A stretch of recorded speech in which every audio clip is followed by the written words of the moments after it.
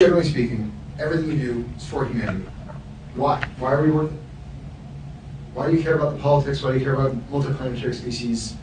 Consciousness, you mentioned that, but like, yeah. Do you ever get like, feel like that's maybe not the case or not true? I mean, I think it's a good question you ask, because it goes to like at a foundational level, what is my philosophy, and why does it lead to this conclusion? So the reason is that when I was a teenager, I had like an existential crisis to try to figure out what's the meaning of life.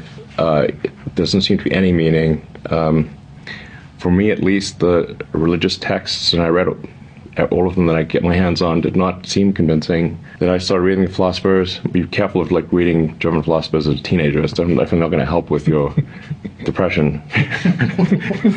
So reading Schopenhauer and Nietzsche, I'm like, as an adult, it's much more manageable. But as a kid, you're like, whoa.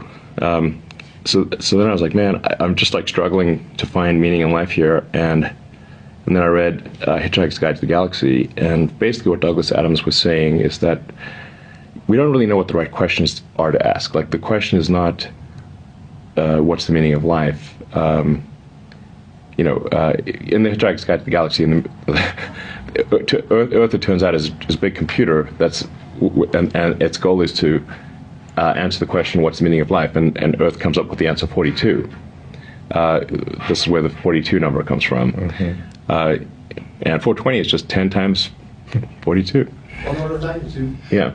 In that book, which is really sort of a book about, it's an existential philosophy book disguised as humor, they come to the conclusion that no, the real problem is trying to formulate the question. And to really have the right question, you need a much bigger computer than Earth. And so maybe like one way of characterizing this would be to say the universe is the answer. What is the question? What are the questions? The more we can expand the scope and scale of consciousness, the better we can understand what questions to ask about the answer that is the universe. The more we can expand consciousness and become a multi-planet species, ultimately a multicellular species, we have a chance of figuring out what the hell's going on.